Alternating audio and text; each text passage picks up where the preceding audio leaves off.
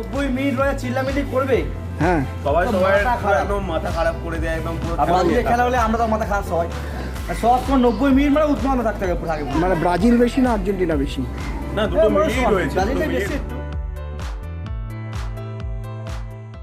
ক্লোজেকে টপকে মেসির সর্বাধিক গোল, লিনেকারকে ছাপিয়ে ইংল্যান্ডের হয়ে কেনের সর্বোচ্চ গোলের নজির, আবার মেসিকে টপকানোর অভীষ্টে এমবাপের তরতরিয়ে এগিয়ে চলা, সব মিলিয়ে মার্কিন মুলুকে চলতে বিশ্বকাপকে রেকর্ডের বিশ্বকাপ বললে বাড়িয়ে বলা হয় না মোটেই।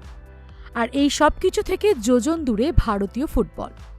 কিন্তু দেশ অংশ নিতে না পারলেও বিশ্বকাপ উদযাপন থেকে কবে দূরে থেকেছে কল্লোলিনী কলকাতা?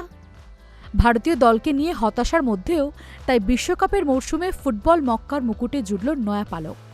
বলা ভালো, কলকাতার এক রাস্তাকে সম্মানিত করল বিশ্ব ফুটবলের গভর্নিং বডি ফিফা। কিন্তু কেন? ফিফাগুলি যেহেতু বিশ্বকাপ এলেই আমরা এইগুলোকে ভালোভাবে সাজাই, প্রত্যেকটা দেশের মানে ফ্ল্যাগ নিয়ে আমরা সাজানো, মানে কলকাতা ফুটবলটাকে আমরা তুলে ধরতে চেষ্টা করি। সেই থেকেই আমাদের ফিফা থেকে এই নামটা দেওয়া হয়েছে ফিফাগুলি। এবারই কি প্রথম করলেন? না, আমাদের এটা হয়ে গেছে 6 বছর ধরে চলছে, 6টা বিশ্বকাপ চলছে, 6টা বিশ্বকাপ। 2008 থেকে সাজাচ্ছি আমরা। আচ্ছা, এটার উদ্যোগটা কে না? এটা উদ্যোক্তা বলতে আমার ক্লাবের ছেলেরাই। মানে কোন ক্লাব? মেন হচ্ছে 3 জন হচ্ছে এইটা উদ্যোক্তা ছিল, সৌমেন বোরা, শহীদ গুইন আর সুমিত ঘোষ। আচ্ছা, এরা 3 জন মিলে এক ডিসাইড করে এটা সাজাই। একটু সাজাতে সাজাতে এখন এটা পুরো পরিকল্পনা এত বড় হয়েছে আমাদের। ফিফার স্বীকৃতির পরে নিশ্চয়ই ভালো লাগছে। হ্যাঁ, আমাদের যেরকম আগের বছর ব্রাজিল থেকে ব্রাজিলের অ্যাম্বাসাডার এসেছিল আচ্ছা, আমাদের এখানে, আচ্ছা, এখানে এসে ঘুরে গেছে।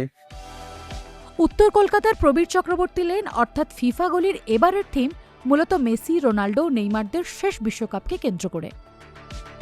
আমরা এটা নিজেরাই ভাবি কোনো না কোনো কিছু একটা দেখে চিন্তাধারা রেখে আমাদের যেরকম এবারে হয়েছে 3টে মেন প্লেয়ার যাদের লাস্ট ডান্স তাদেরকে রেখে হয়েছে মেসি, রোনাল্ডো, নেইমার।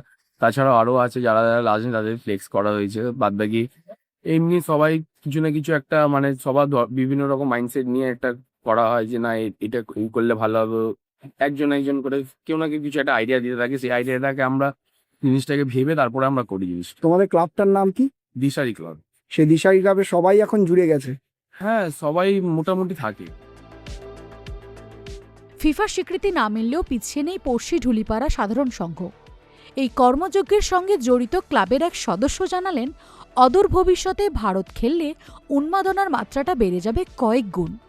আর এই দুই ক্লাবের এহেন কর্মকাণ্ড এবং ভাবনার জেরে বিশ্বকাপে না থেকেও যেন ভীষণভাবে রয়েছে কলকাতা তথা ভারত।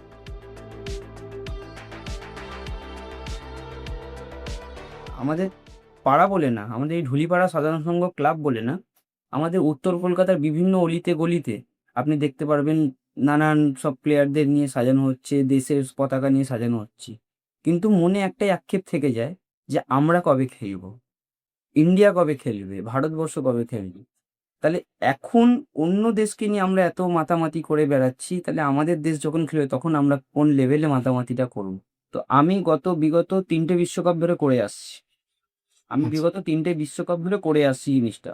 ওই যতদিন আমি আছি ক্লাবের সংগঠনের সঙ্গে যুক্ত, ততদিন আমি চালিয়ে যাওয়ার চেষ্টা করব জিনিসটা। সেটা আমাদের ভারতবর্ষ খেলুক না খেলুক, খেললে তো আরও আমাদের দেখবেন শুধু আমাদের পশ্চিমবঙ্গ কলকাতা না, পুরো ভারতবর্ষ দেখবেন মেতে উঠবে। এখানে সমর্থন দেখবেন সবারই আছে। আমি যে একটা আর্জেন্টিনা সমর্থক, মেসি চরম ভক্ত, ঠিক আছে, কোনো দলকে আমি ছোটও করি না। কেন? আমি আমার নিজেদের দেশ খেলছে না, সেই অনেকে অনেক দলকে সমর্থন করছে, কেউ ব্রাজিল, কেউ আর্জেন্টিনা, কেউ পর্তুগাল।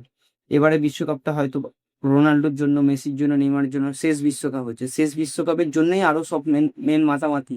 পরের বছর কোন প্লেয়ার আসবে, কোন প্লেয়ার ভালো খেলবে আসছে চলে যাচ্ছে, কিন্তু মেসি, রোনাল্ডো এদের মতো তো আর প্লেয়ার আপনি খুঁজে পাবেন না।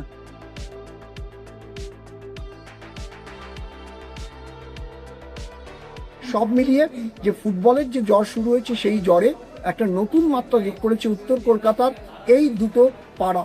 তাই বলাই যায় কলকাতা বিশ্বকাপ ফুটবলের মঞ্চের নতুনভাবে বা অন্যভাবে রয়েছে। সঞ্জয় অধিকারী, ইটিভি ভারত, কলকাতা।